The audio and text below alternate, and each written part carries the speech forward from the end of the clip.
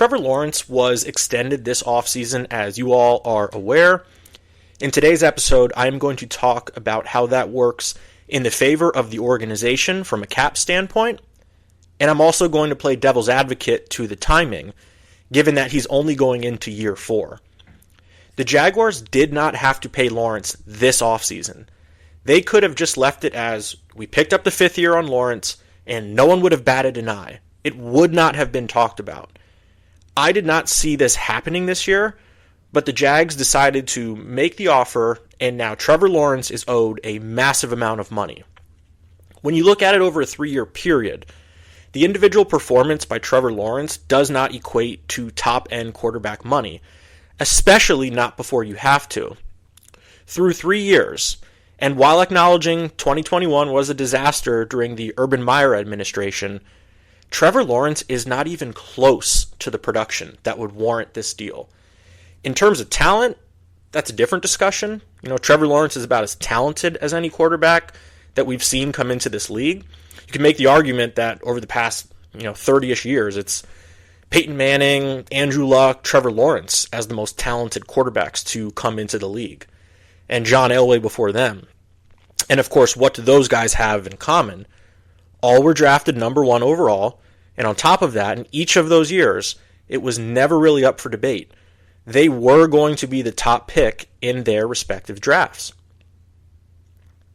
So that's why I point to the statistics. It's what makes me feel like the decision to offer the extension was based on how confident the front office is in Lawrence's talent and his potential moving forward versus his performance to date. Because there simply is no comparison that we can point to and say, this level of performance turned into top-of-the-league compensation. That has not happened. We saw just last year with the Giants, it can be disastrous if you do not pay the quarterback appropriately. Had the Giants picked up Daniel Jones' 5th year once they hired Dable, they would have ended up paying less. But guess what? They paid Jones roughly $40 million last year, and oh, by the way, we'll also be paying Daniel Jones another $40 million plus this upcoming season. Say what you want about the injury and the terrible offensive line play for the 2023 Giants, there is no way Daniel Jones is getting 4 for $160 coming off of last season. It would have been a much smaller number, relatively speaking, or the Giants would have simply said, okay, there's the door. And then they end up in the sweepstakes for one of the quarterbacks in the draft just a few months ago. Now look at this through the lens of the Jaguars. They basically had Lawrence under contract for the next 2 seasons once they exercised his 5th-year option. I fully expected that was going to result in an extension for Lawrence, but after the 2024 season, if he played well. And in a worst-case scenario, if Lawrence did not play well, they would likely still have him play out 2025 because the 5th-year option fully guarantees the money for that year. But Lawrence is a number 1 overall pick, and we have to acknowledge that his talent is undeniable. The issue through the first 3 seasons is his cumulative production has been subpar relative to his draft position. Here's another way to look at it. Joe Burrow signed his extension after his 3rd season. Joe Burrow missed the majority of his rookie season with the torn ACL. The next 2 seasons that Joe Burrow played, he leads his team to an AFC championship and nearly a Super Bowl title. And then the following season, he takes his team back to the AFC championship game again, and who knows what happens if that late hit by Pratt doesn't occur. So my point being, that body of work by the number 1 overall pick from just 1 year earlier earned the top end of the money at the time. Do you know who else was extended that year? Justin Herbert. And the contract is right around the Burrow deal, which is to say, in both cases, it's less than the Lawrence deal. That's just how it goes when you consider the constant increases in the salary cap. And this year specifically, when the cap jumps 12 to 13% in a given year, it's not a surprise the next wave of quarterbacks are going to get paid. And that's why, from an organizational standpoint, I can see the path to offering that contract in the near term. If you're the Chargers, had you waited one more year to extend Justin Herbert, you would have simply ended up paying him this year's rate. So I think this falls more in line with the shorter-term accounting that we've seen, or I should say have been seeing in recent years with regard to the salary cap. And as long as there is an expectation of continued salary cap rise and new quarterback extensions are being signed, which they are going to be every offseason, the market will continue to be, quote, reset. Nobody wants to be the team that offers the quarterback the next deal right after that market resetting deal was just signed. Even if you love the guy and see him as the future of your franchise, it has nothing to do with your opinion on the person. The cap is the cap. It is a hard number, and all teams are beholden to that amount. So by signing a player 1 year before you have to, you can both save money and get what will ultimately be a renewed 3 to 4 year cycle at a number that will soon be below market value. That may sound far off right now, but in a year or two, at this current pace, we're talking a whole different stratosphere in terms of quarterback contracts. That's the case for the Jaguars doing this now. The other side of that is, put simply, why not leverage the fifth-year option? I am somewhat surprised to see the Lawrence extension happen now, as I said before.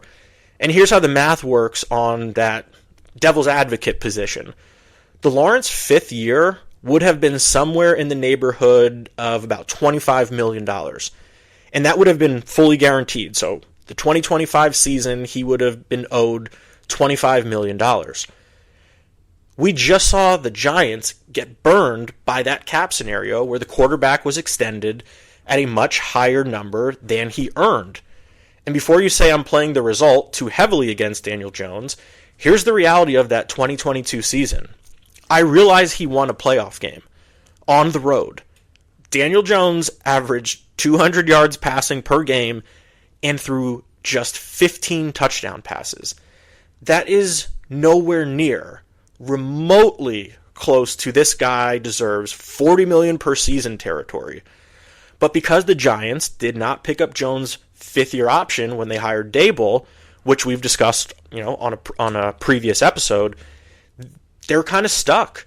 Now, I will maintain being in a limited position on one particular player, quarterback or not, should still not result in poor decision-making with regard to the cap overall. But this one in particular suggested to me the right thing to do would have been to pay Jones slightly above what market rate would have been, or I should say considered to be, and then you base your decision on that.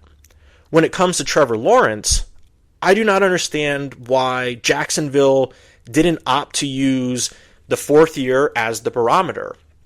Something along the lines of, if this guy starts more consistently showing the results of what we expected when he was drafted, then let's get a deal done. And if he doesn't, well, then you cross that bridge when you get there. Because remember, you would still have the fifth year in 2025. And if you want to go the psychology route, and how does the player feel? Well, the player should feel however they feel, knowing that the organization just agreed to basically $30 million plus guaranteed dollars to them over the next couple of seasons when you count 24 and 25. We're going on 3 seasons removed from the Urban Meyer debacle.